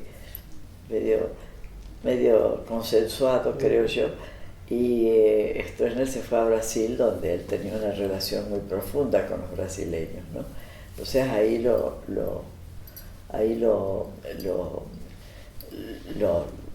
conquistaron mucho en ese sentido, y ahí se quedó. Él no fue nunca preso, murió en el exilio, pero en el mejor exilio que pudo haber tenido alguien, que era vivir en Brasil, en una casa fabulosa. Esos son los destinos. Después entrevisté a todos los presidentes de este periodo histórico y del periodo anterior también, y entrevisté a Gaddafi en Libia, que eso sí me sorprendió mucho, porque era pasar de un mundo tan distinto al mundo de ellos. Y yo viajé desde Nicaragua allá a Libia, porque ahí conocí, se abrigaron las embajadas libias, se pusieron en ese momento en todo el mundo, y sobre todo en Centroamérica, y entonces ahí conocí a libios, periodistas, también camarógrafos, y gracias a eso pude ir. Yo no creí que Gaddafi me iba a dar entrevista alguna, porque no le daba a los europeos mucho. Estaba cansado de que vinieran, le dieran vuelta a todo, entonces. Pero yo se la hice para el diario la revista El Periodista de Buenos Aires, para un periódico de Nicaragua, y el 1+1 de México. Esos fueron los tres que tuvieron la entrevista a Gaddafi al mismo tiempo. Entonces, bueno, después estuve hablando también con Arafat cuando fue a Nicaragua, pero sobre todo le hice una larga entrevista a un sacerdote que andaba con él, que era maravilloso, el sacerdote. Después he entrevistado a muchos escritores y muchos, tengo en México, en Colombia que ha dado tantos escritores magníficos como Álvaro Mutis, que le marcó el camino a García Márquez, ¿no? Pero García Márquez, entrevisté a muchos escritores. Ya te voy a decir que ya hasta ahora ya Sí, voy a sí, perder no, y la ya capacidad. sabemos que le entrevistó a Fanny Edelman también. Acá la entrevisté largo a Fanny Edelman, muy lindo. Después en el libro ustedes de Mujeres de Fuego, Sí. ¿viste? Tengo entrevistado a la hija de Jorge Eliezer Gaitán, que es una cosa impresionante saber todo lo que hizo la madre de ella, y que consiguió, luchando mucho, que la casa fuera convertida en un museo. Y la última vez que la vi, antes de toda la pandemia, poco antes, yo planté un árbol ahí, un arbolito que ya se hizo enorme, ahí mismo en el patio del museo, donde plantamos muchos de los amigos de la hija de Gaitán, de Jorge Eliezer Gaitán. Entrevisté a todos los que fueron las comandancias revolucionarias de aquellos momentos. Por ejemplo, la comandancia de El Salvador, donde estuve mucho con el hijo de Miguel Ángel Asturias, que Miguel Ángel Asturias se asiló acá en Argentina.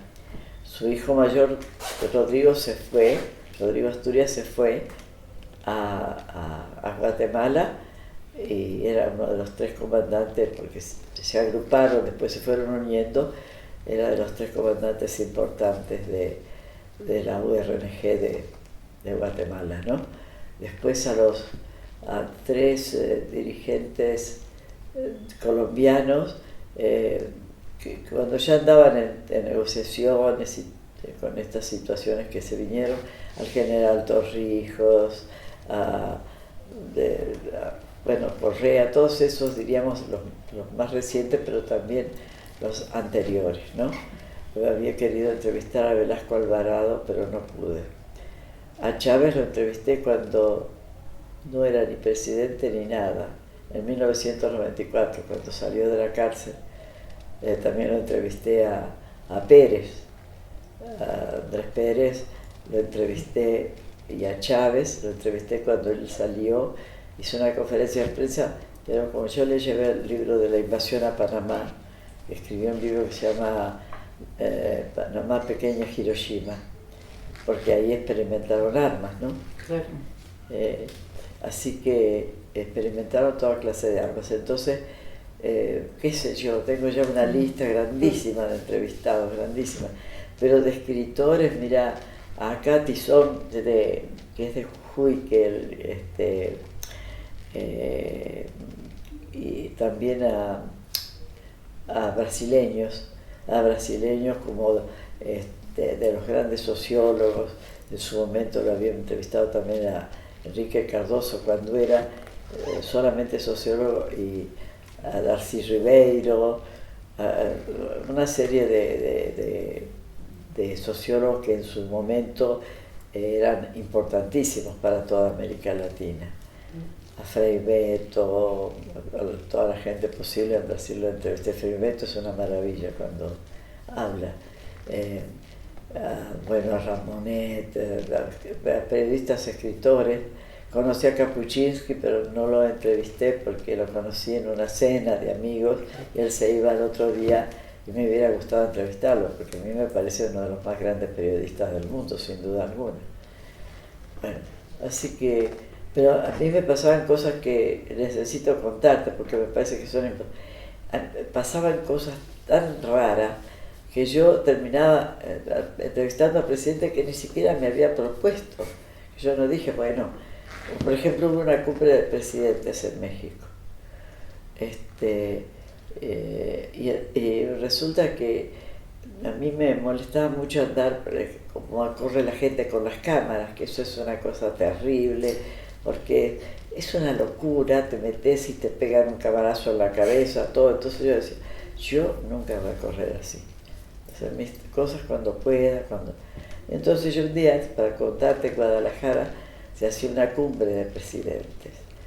Entonces yo, cansada de estar ahí con esta gente que no es lo que yo hacía, por ejemplo, yo no le denominaba entrevista cuando iba y le preguntaba 3 cositas, una entrevista no entrevisté, porque muchos dicen, le ponen entrevista, vas a una conferencia de prensa y te dice 2 cosas. No, entonces directamente yo me fui y dije, yo compro un cassette para mi grabadora, que en ese momento estábamos con grabadora. Nosotros estábamos tan detrás que cuando cubrí la guerra en Nicaragua, los norteamericanos mandaban en 5 minutos con sus computadoras, nosotros andábamos buscando un telex, cualquier cosa, ¿no? Distintas, la vida totalmente. Pero yo me voy a comprar un cassette de Metro en una tienda grande que había, y de repente vienen de seguridad y empieza a pasar los presidentes por ahí para salvarlos de esta acumulación. Roa Bastos también lo entrevisté, por cierto, ahora me acordé. Pasaron por ahí. Yo decía, ¿cómo? ¿Qué pasa aquí? Entonces empezaban los presidentes y yo estaba con la computadora que cargaba el casetito nuevo y le digo, presidente, me acuerdo que creo que era Felipe González o esto. Empezó uno tras otro, desfilaron y yo le podía preguntar porque estaba ahí sola. Entonces, claro, salgo, entonces decía, no, ella tiene muchas conexiones con algunos ángeles de la guardia que me llevaba hasta tal lugar que me ponía a los presidentes delante. Ahí. Y no te digo nada, que lo que fue graciosísimo fue cuando fui a entrevistar al Shah. Ahí sí que solo te pude hacer 2 preguntas, porque resulta que yo me voy a Panamá, estoy en Nicaragua, me dicen, está el Shah, le ha dado Torrijos la posibilidad de que esté en Panamá, porque no lo recibían en ninguna parte, con el tema de Irán y todo eso, el Shah de Persia. Entonces yo llegué, y vos sabés que me mandó dinero al periódico pero yo le digo, no se aflijan por mi estadía en Panamá, porque yo voy a quedar en casa de amigos. Si están mis amigos yo no voy al hotel, porque es muy triste. El caso que me fui, fui a buscar un pasaje y me prestó algo de plata, pero muy poquito, ponerle $20 para tomar un avión que me llevaba hasta la isla de Contadora, donde él estaba, que es una preciosidad esa isla. Entonces le digo, yo entro con un bolso así, tipo turista, ¿viste esas bolsas de red? Donde llevaba, y dije yo, si voy a Contadora voy a meter los pies. No llevaba una malla por discreción, pero los pies me iba a meter en el mar. Entonces me voy preparada así, me reciben, y yo tenía el pasaporte todavía, que estaba a nombre de mi ex marido, que se llamaba Dupuy. Entonces yo me figuraba con un nombre largo que tengo, que muy discutido. Estela es mi nombre primero, pero después no sigue Estela Madre, sino Estela Manuela Juliana, que correspondía a Juliana, que era un nombre que le gustaba a mi papá, y Manuela era mi abuelita materna. Fui víctima, soy la única que tiene 3 nombres en esa familia, y peleado bastante para poner ese nombre. Bueno, entonces llego me dan el pasaje, Dupuy, veo, ¿usted por cuánto va? No, por un día nada más, le dije.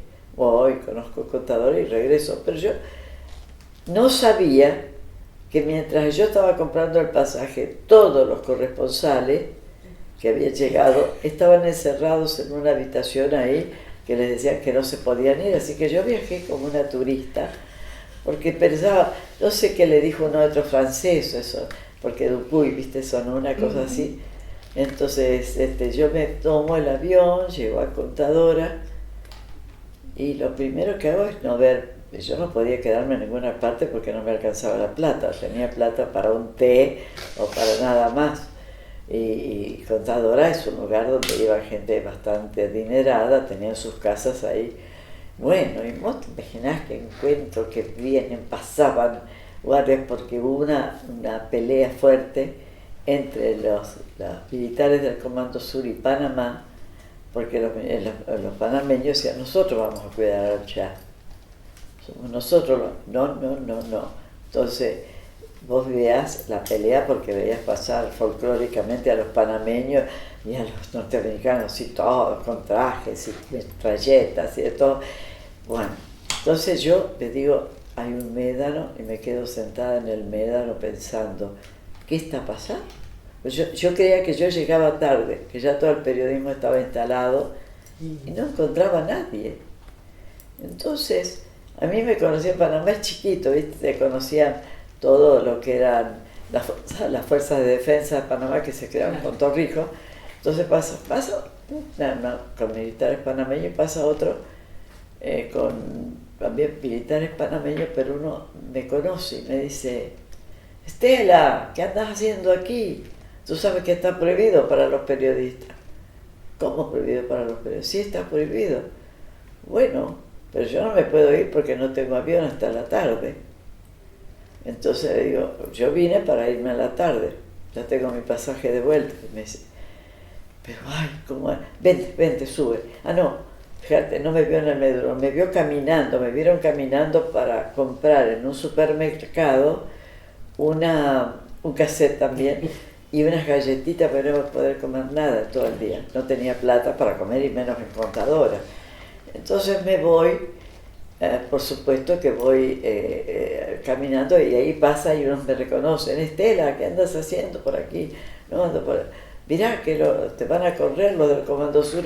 Bueno, qué sé yo, si me corren, no, por suerte era rubia, porque si no me hubieran corrido de inmediato. Porque andaba el equipo, fíjate que habían permitido solo el equipo de televisión del Comando Sur estar ahí.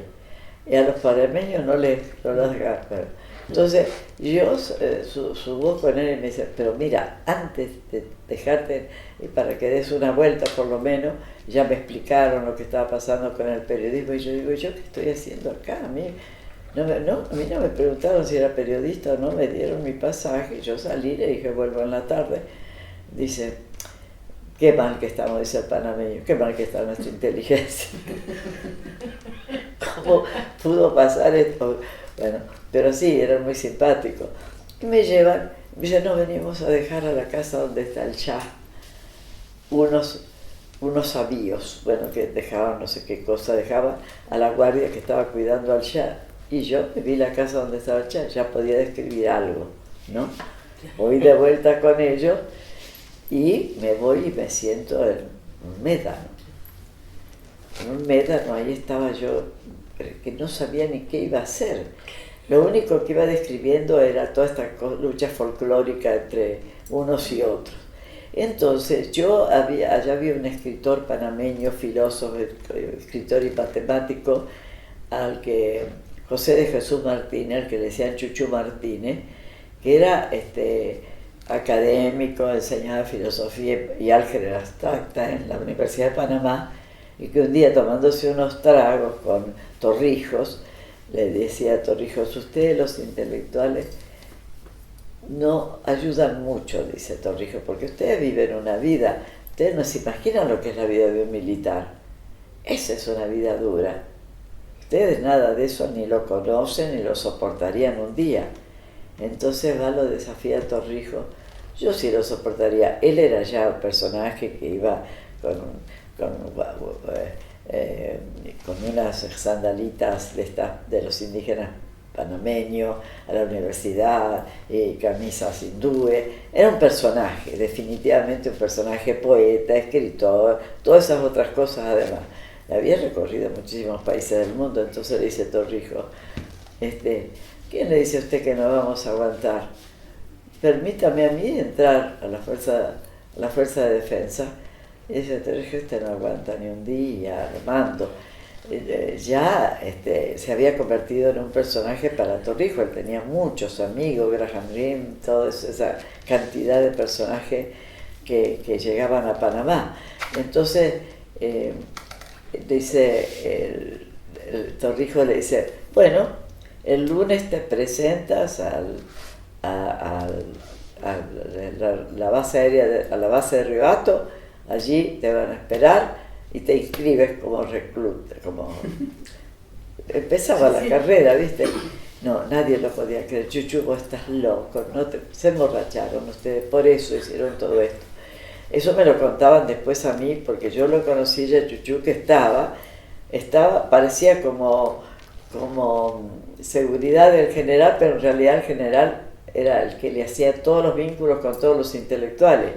Por eso fue García Márquez, fueron los otros, pero él no quería hacerlo como distinto entre los militares, ¿viste? Entonces él iba con su uniforme, pero bueno, lo que me han contado a mí de todas las cosas es de morirse de risa.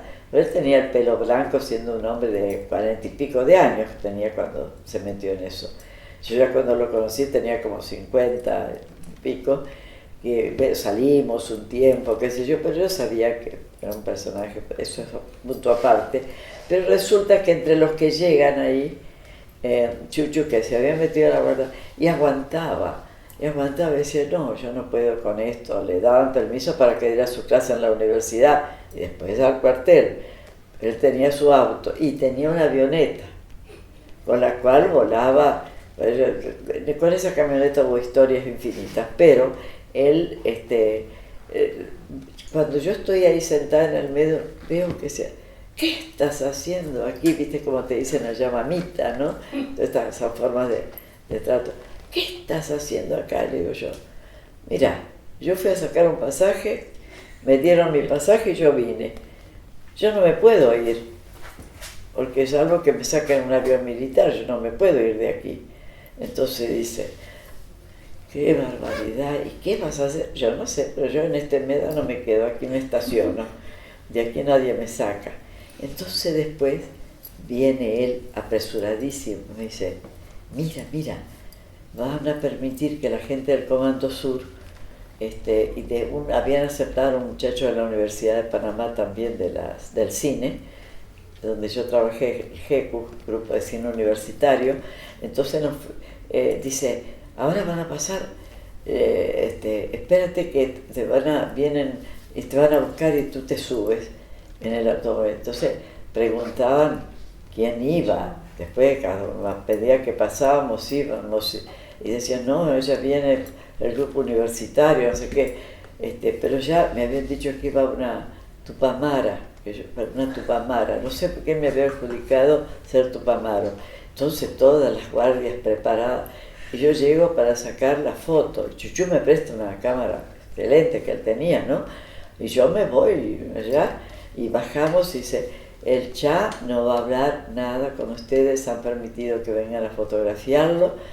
Y ahí a mí me pareció, casi me conmoví, ¿viste? De decir, pensar que este hombre al que lo pesaban para regalarle todo en oro cada vez de su cumpleaños, el gran Shah de Persia, era una nada parado frente y tenía cáncer, viste que ya estaba enfermo. Y detrás de él estaba la Farah Diva, que de la Farah Diva no tenía nada, era una persona como un rostro árabe, bonito, qué sé yo, pero nada más, muy sencilla, vestida, y aparecen los dos y nos saludamos así, todos muy respetuosos. Por supuesto, como yo veía todo lo que hacían los fotógrafos, yo no sabía nada. Yo me arrodillaba, fíjate, en uno saqué la cabeza del Shah y en otro saqué el cuerpo sin cabeza. Esa era mi foto extraordinaria del Shah de Irán. Entonces, yo, claro, ya había visto su casa, ya lo había visto a él en la puerta de la casa. Entonces me volví y digo, ahora mando una nota y van a estar contentísimos allá, porque no hay nadie más aquí que esté mandando para afuera.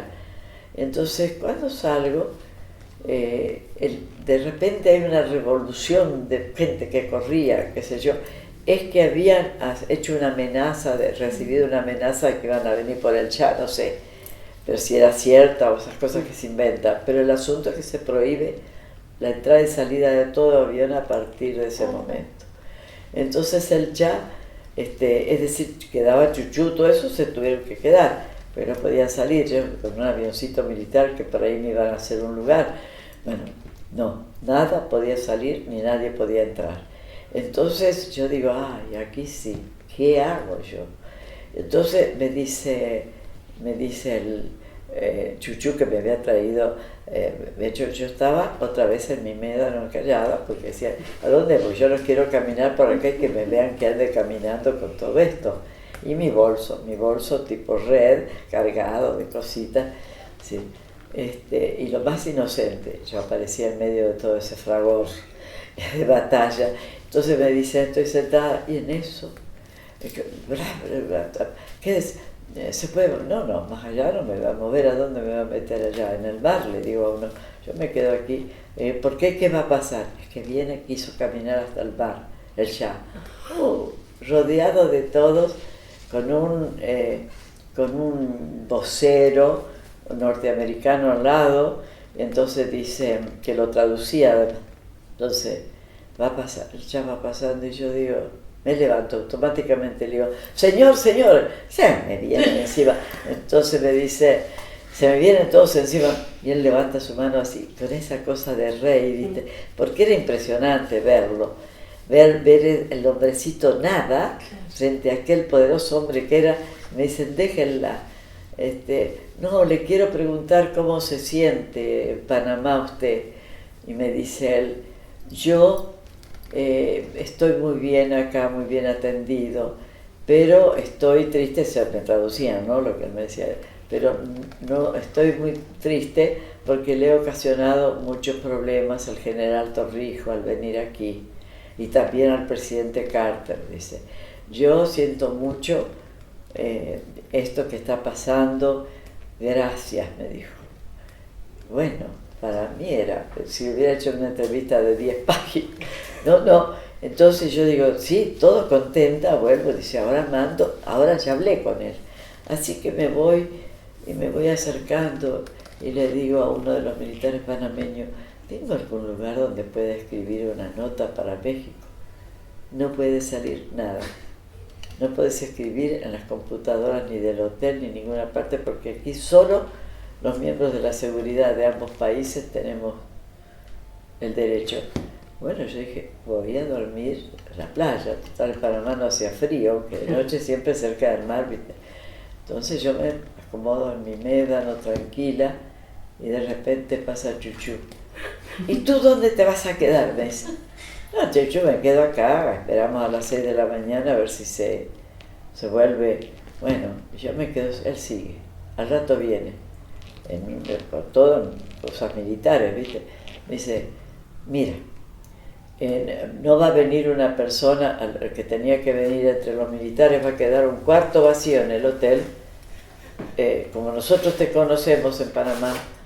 Le preguntamos al general Torrijos y dice, ¿cómo se llama? Le dicen, llévenla al hotel. Entonces yo, al hotel más caro que te puedes imaginar, que yo no habría entrado nunca, entonces me encuentro con un cuarto fabuloso, extraordinario, como de esos hoteles, ¿no?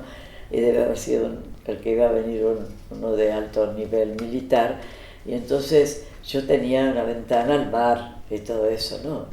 Yo dije, pero ¿será posible que esto me esté pasando? Yo no lo podía creer. Entonces bajo a tomar un té, porque yo no tenía nada, no había tomado nada, estaba comiendo las galletitas ahí. Nada, del desayuno más o menos mal tomado en la mañana, nada. Entonces me quedo ahí sentada y tomo el tecito y entran todos a comer ahí, los militares panameños y los norteamericanos, y había solo 2 personas civiles que estaban ya alojadas en el hotel, que eran de Francia y otras de Alemania, sí, que ya se quedaron en el hotel porque también se iban a ir esa tarde y no se pudieron ir. Entonces yo me tomo mi tecito, de repente veo que van y vienen, que hay una discusión. se habían discutido con los norteamericanos, los militares panameños. Entonces los norteamericanos, después para apaciguar la cosa, le mandan una botella de la última cosecha de un vino blanco, que no sé qué, porque estaban comiendo langosta y todas esas cosas. Y de repente dice, le traigo esto, señora, para usted. Y era el vino blanco. Y yo digo, no, yo no lo pedí, se lo manda esa mesa, eran los panameños. El vino que le había regalado me lo mandan a mí. Y yo miraba el vino y decía, que me voy a tomar vino acá, yo no puedo. Si me tomo vino me emborracho y si no como, ¿no? Y de repente me mandan un gran pedazo de langosta ahí. Y yo, mira, en mi vida creo que he tomado un vino más rico que ese. Entonces yo, así, cuando me levanté para irme, me abrieron la botellita, yo me levanté para irme. Digo, yo la llevo esta botella para mi pieza, no la voy a dejar ahí, no me importa que me vean. Yo ya preparé todas mis cosas para marcharme arriba y me voy, no te puedes imaginar. Y me golpean la puerta y digo, ahora me echan. No era Chuchu avisarme, te puedes quedar tranquila porque va a venir, y va a ser como era. Y si quieres yo te hago compañía, no, yo te agradezco mucho, soy muy amiga de tu esposa actual, porque siempre tenía alguien con quien estaba saliendo, entonces, bueno, así que hicimos las paces ahí y yo me tomé el vino, querida. Y lo que me sobró, que era un poquito así, lo llevé para hablarle a mis amigos, donde yo estaba parando. Todo eso lo pude hacer con tranquilidad y en la mañana, muy temprano, porque allá se amanece tempranísimo, llegué, me saqué el zapatito, metí el pie en el mar como me había prometido y llegué. No sabés, todo el mundo sorprendido. No, como hiciste esto, te trajeron a vos las Fuerzas Armadas. Nadie sabía, me querían echar de la isla. Me iban a traer en un avión militar, no se pudo salir y se armó esto. Pero vos sabés lo que era explicar a todos por qué yo había estado ahí. Y esas cosas me han pasado a lo largo de toda mi vida. De toda mi vida. La única entrevista que se ha hecho al general Andrés Rodríguez, el sucesor de Troya, la hago yo por no salir disparando, como iban todos a ver si supieron, estaban esperando al general Rodríguez y le dijeron que estaba Carter entrando a tal lugar y se fueron todos. Yo me quedé tomando un café ahí, porque yo a Carter lo había conocido en Panamá, viste, cuando firmaron los tratados y todo eso. Bueno, entonces, no, de todo. Porque estoy yo solita tomando con uno del sindicato de farmacia de aquí, ahí en Paraguay, en el cafecito. En eso aparece el general Rodríguez lleno de custodias y dice, ¿y la sala de prensa? Y estaba vacía la sala de prensa. Entonces yo digo, mire, yo soy yo estaba esperando, soy el corresponsal, mi papel de autorización que me habían dado. Entonces le digo, bueno, de general, ¿le puedo hacer una entrevista? Entonces, por lo menos, después se la paso después a los compañeros para que... ¿cómo no? Me dice. Otro que cuando empieza a hablar ya me enternece a mí, pues yo le digo, ¿usted por qué primero del golpe que le había dado a Stroessner, que sabíamos que era todo consensuado, pero bueno, le pregunté, ¿y usted qué pensó? No, necesitábamos abrir un poco las puertas del Paraguay y todas esas cosas, pero bueno, después le digo yo, ¿por qué eligió la caballería, general?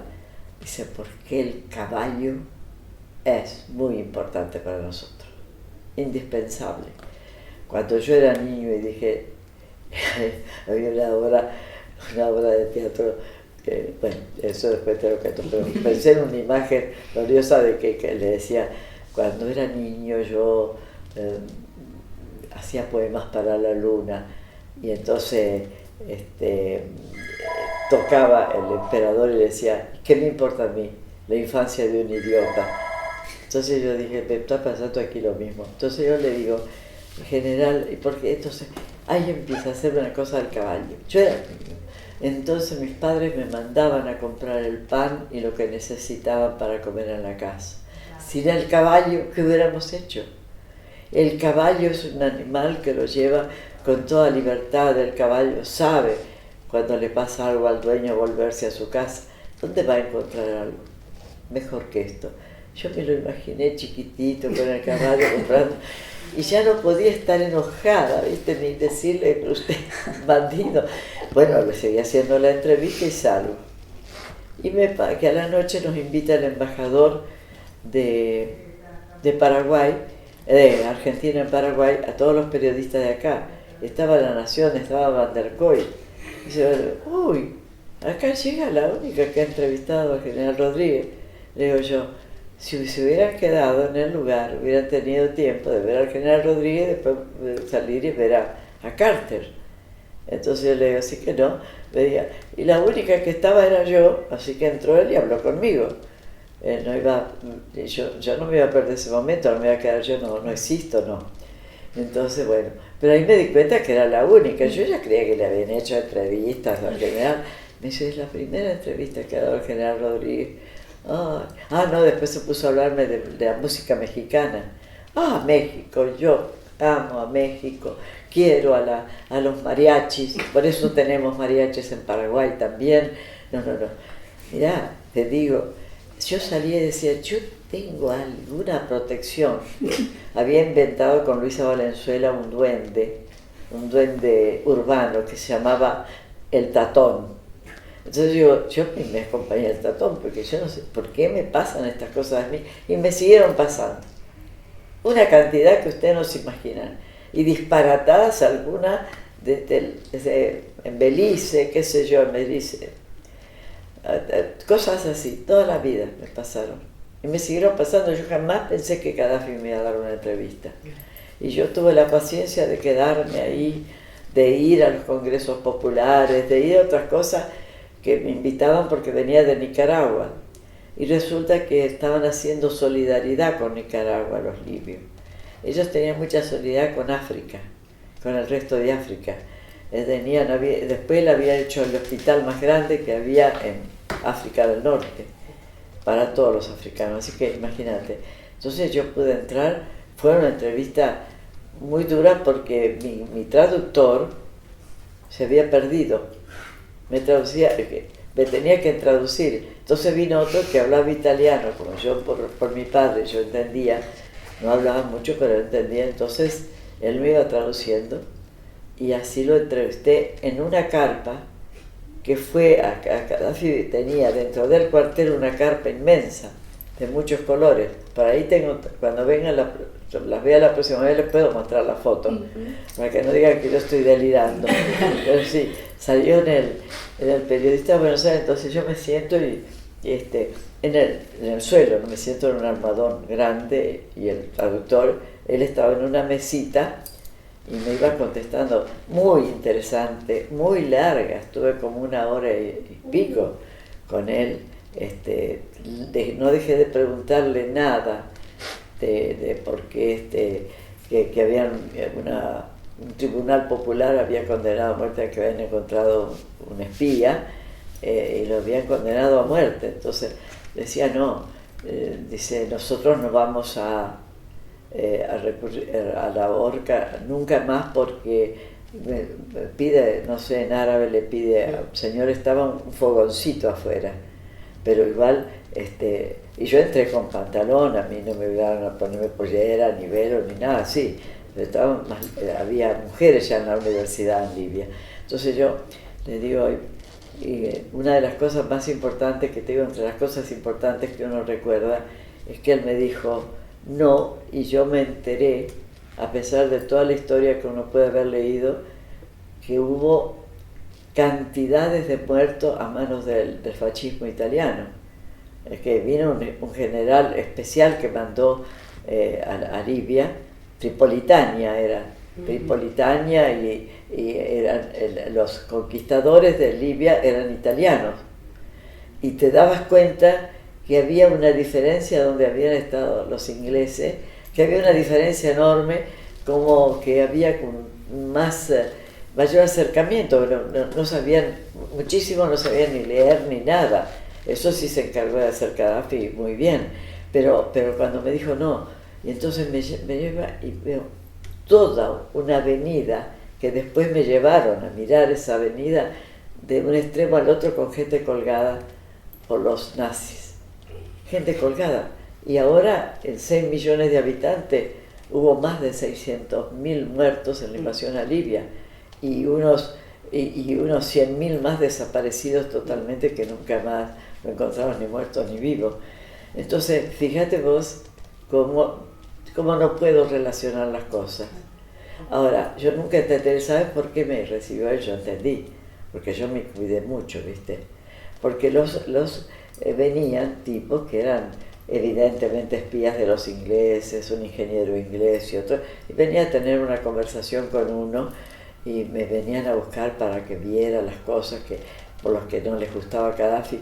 Yo nunca perdí mi lugar, fui solamente a la embajada española una vez a cenar, que después tenías que ponerte muchas cosas para que no se te oliera el vino, porque vos sabés que cuando estaba en el aeropuerto para ir a Trípoli, yo encontré unos españoles llevando unas grandes bolsas de pasa, que hacían vino de eso, porque trabajaban muchos, iban a trabajar desde afuera, no tenía expertos en muchísimas cosas, entonces iban y se llevaban y hacían vino de cualquier cosa, de naranja, de lo que hubiera, pero también se llevaban las uvas. Bueno, yo me mantuve firme, estaba ahí, veía pasar los bereberes que andaban imponentes, figuras imponentes, todo. Y entonces fue cuando yo llego de vuelta de haber sido la entrevista a Gaddafi, ya me esperaban todos los del hotel, ahí contentísimo todo, porque lo había filmado la televisión libia, y la lástima es que yo no tenía, después ellos mismos me dieron fotografía de cuando estaba sentada, pero imagínate si hubiera podido traerme, pero bueno, y vos no sabés que cuando vine a España para venir de vuelta para acá, esa fue la primera vez que fui a Libia, porque después fui otra vez. Bueno, entonces me quisieron comprar la entrevista, me ofrecieron hasta $10.000 por la entrevista. Yo le digo, no, yo soy periodista. Y ustedes dicen, ¿cómo creen ustedes que yo voy a hacer eso? Jamás lo haría, bajo ninguna circunstancia, le digo. Jamás vendería una entrevista, porque para eso me ocupo de venir yo, para hacer el trabajo y para decir lo que él me dijo. Y estuve estrictamente diciendo lo que me contestó a cada una de estas cosas, inclusive las difíciles que les pregunté, me las contestó sin considerarme ni nada, te lo hizo. Bueno, esa es una historia de una vida del periodismo donde yo nunca fui acusada de mentir, ni por los enemigos, por supuesto, nunca.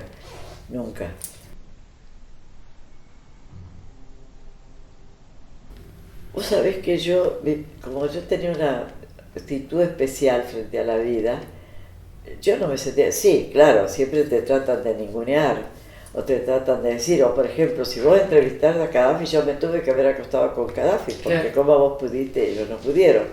Entonces, así era. Y Torrijos, le digo yo, bueno, hubiera sido fantástico que me tocaran presidentes buenos mozos, por lo menos, interesante. Le digo yo, pero dejen de jugar así. Entonces después se acostumbraron a mí. No, después se acostumbraron, mirá que viajábamos, íbamos 6 o 7 corresponsales de un lugar a otro, eran norteamericanos, tenían una diferencia con nosotros del dinero que podían gastar, de su vida, de todo.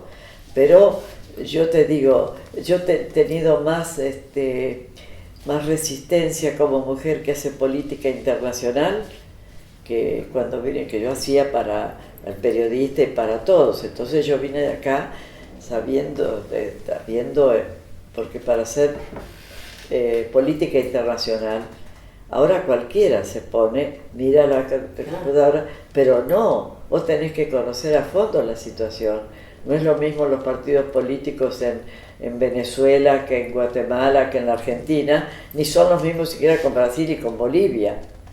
Entonces, vos tenés que estudiar mucho. Y yo me pasé estudiando las relaciones de Estados Unidos con América Latina. Entonces, cuando vine acá yo tenía un montón de documentos que acá no se conocían, pero me costó mucho que me aceptaran. Me invitaba a Liberty, pero no era bien vista. Donde podían reemplazarme, me reemplazaban.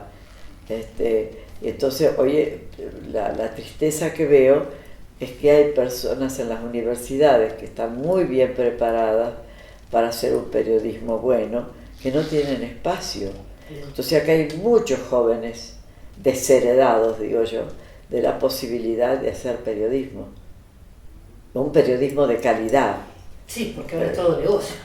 Todo es negocio y tampoco, ya son empresas periodísticas, no es más la prensa.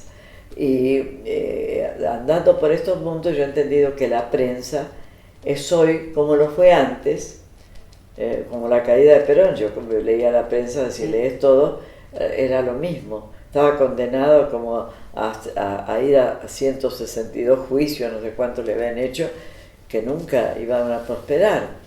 Y después le tenía que pagar la casa, pero la mentira tiene patas cortas. Y entonces eso es lo que dicen tan abiertamente en el campo, la mentira tiene patas cortas, y es cierto, porque un día se te corta y ya no vas a aparecer como un periodista ante el mundo, porque la misión del periodista es casi como sacerdotal. Los pueblos tienen derecho, la UNESCO, los pueblos tienen derecho a una información veraz. Cuando esa información no es veraz, no es información para nosotros. Imagínate, todo esto es así. Todo esto es así. Y me da mucha lástima porque justamente muy buenos periodistas de nuestros países no salieron de las universidades. Salimos de entrar directamente porque habíamos leído mucho, porque en los años 60, 70 se leía en este país muchísimo y las revistas universitarias inclusive eran fantásticas. Entonces, chicas, yo no sé, después nos vamos a poner, pero es que estas vidas son tan especialmente locas que yo te voy a decir, sí, me lo estoy tomando con más humor, ¿sí? Porque yo sufrí mucho, no entendía, yo decía, mirá, la información es un arma hoy, es una de las armas indispensables para hacer la guerra. ¿Y por qué el mundo está sometido ahora a una resolución que nadie puede citar a la prensa rusa?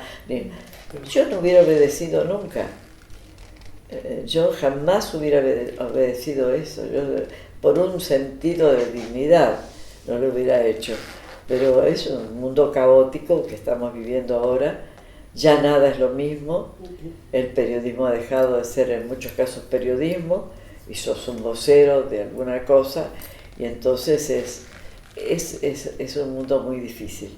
Y para los periodistas jóvenes no puede ser, yo les he dicho, el que va es un reportero, no un notero. El término es reportero. Entonces ya empezaste a denigrarlo cuando decís el notero.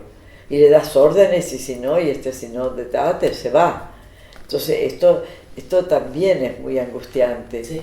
Porque un periodista serio, por lo menos permitir que haya otras voces. Pero no, se han borrado las otras voces definitivamente. Entonces, y hay un poder, y hay gente que se ha enriquecido. ¿Cuánto nos hemos enriquecido nosotros con el periodismo? Como nosotros con la docencia. Bueno, imagínate, es lo mismo. Entonces yo le decía a todos periodistas, Rogelio García Lupo tenía gran periodista, tenía Pasquini Durán tenía un departamento, yo tengo un departamento sin ninguna mi excentricidad, además está todo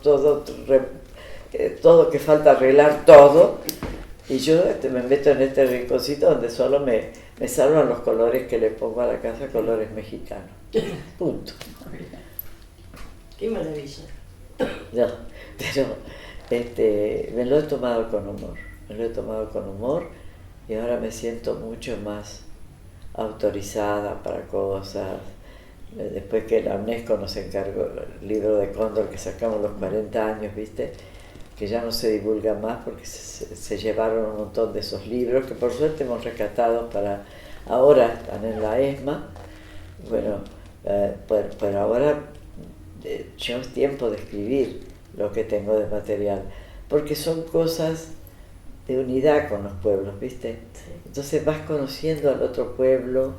¿Qué se transmite de cultura? Acá no tenemos ningún canal cultural. Y eso es muy triste porque estás haciendo que los pueblos se vuelvan, yo digo siempre, un mundo de zombies. Es un mundo de zombies, donde una persona va pasando y te repite lo mismo que otras 10.000 personas, pero armado totalmente ese discurso en la cabeza. Y eso es terrible. Eso es fatal, porque no solo desconcientiza a los pueblos, los desculturiza, que es lo peor que puede pasar.